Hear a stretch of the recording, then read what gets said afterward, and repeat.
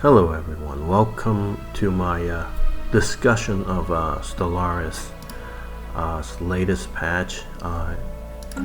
I'm going to discuss my impression of the way the new leaders are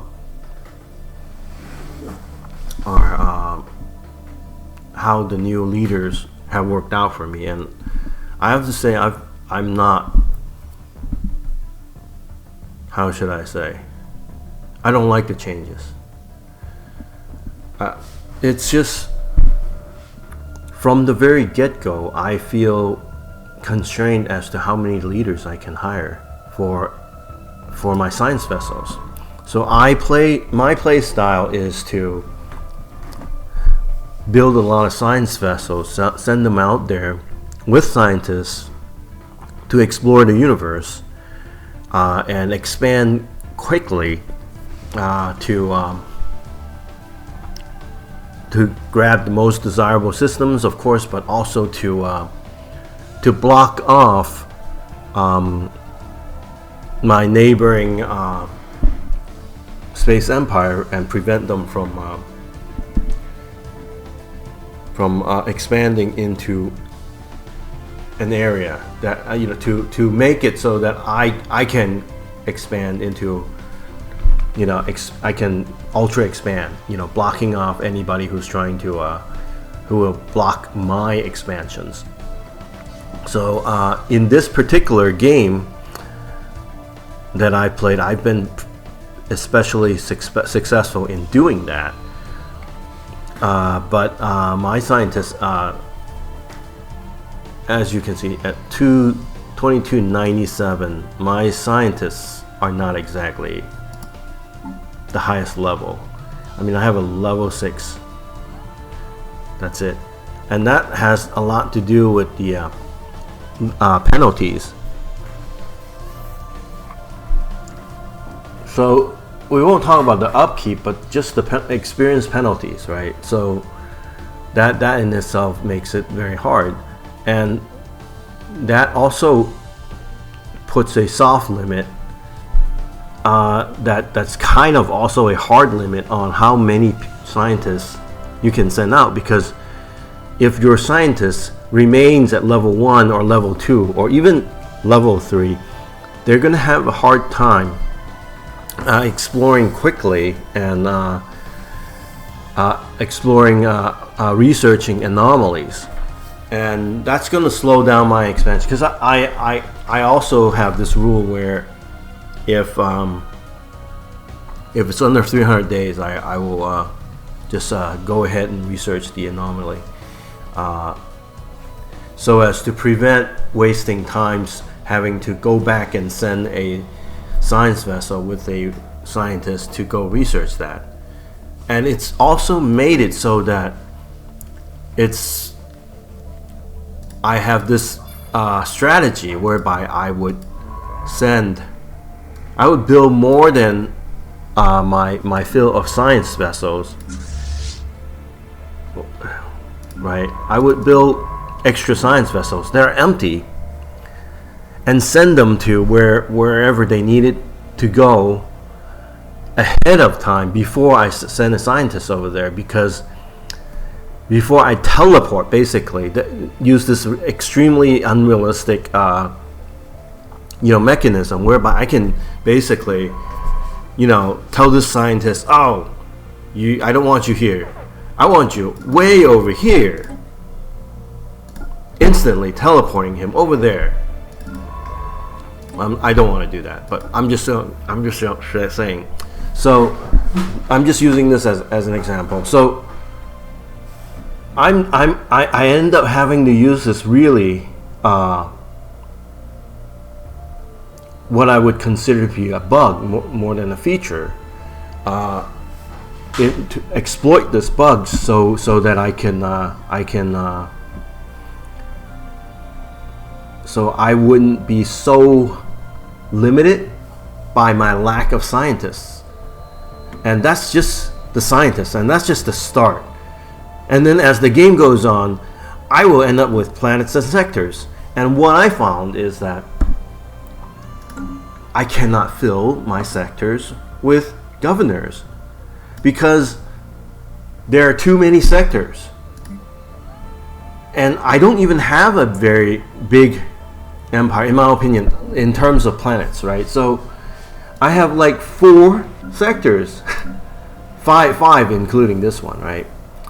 5 sectors. That's not abnormally large, in my opinion.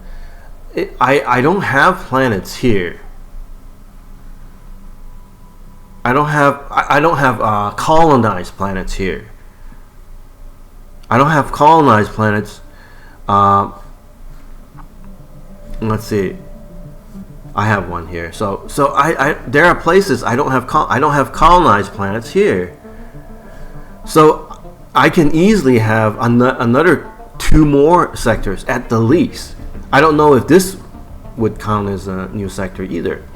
So they wouldn't have governors because I wouldn't have the leader capacity. And if I did put in governors, I would suffer huge penalties in their experience. And my space empire, like I said, is 2297. And quite frankly, my leaders have not been dying very often because what I started as clones. So these guys, you look at this guy and you say, this guy is 105 years old. He didn't start off 40 years old. He started off probably like 17 years old or something. I don't remember exactly. So, but for sure, my scientists, right? I don't remember. But for sure, my scientists, like Pebbles, I think was like one of the very first. So for sure, my scientists they're 105 years old and they're level 6. Normally, when I play pre 3.8 patch, I think these would be like level 8. I could be wrong, but I think with that many years, like 80 plus years of researching, they would be like level 8. And and this guy's level 6. And so does that mean it's unplayable? It's not unplayable, but it's like it puts a soft cap and a hard cap, right? Once you get like, let's say I have 10, which is over already. Once you have 20 leaders, your leaders will hardly advance at all, which is basically a hard cap. You know, a hard cap on leaders. The soft cap is right now, in action, right? The soft cap right now is in action. It's preventing me. Actually, I had 11 leaders before. I got rid of one of them because I didn't like the penalty, which was something like 33% increased leader upkeep or something, and reduced 33% reduced experience gain. And I just don't see this as a positive change. I don't feel like it did a whole lot. And no, I didn't buy the DLC. And I know there's a bunch of stuff in there, extra leadership traits and stuff like that. But I just feel it doesn't add to it. It just changed it, and it didn't make the game better. It made the game different and also more limiting. You're now, how should I say, you're now forced into this, not necessarily hard forced into this, because obviously I'm still hiring leaders beyond the cap, and you can do that too. Anybody can do that, but you're pushed to do this a certain way. You're pushed to play this game in a specific way. The whole hire a bunch of scientists thing isn't a valid strategy anymore because of this scientist cap. Because at some point your scientists will get no experience, and they will cost stupid amounts of what you call unity, right? So I don't feel this system is any better than the one before.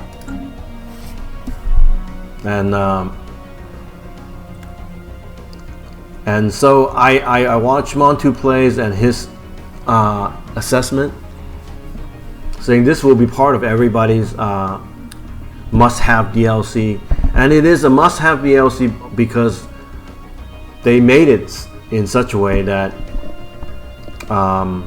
if you don't have it, you'll suffer a disadvantage. That's the way I see it, and that's not exactly a good way of making a DLC. It should make the game better, not make the DLC a necessity.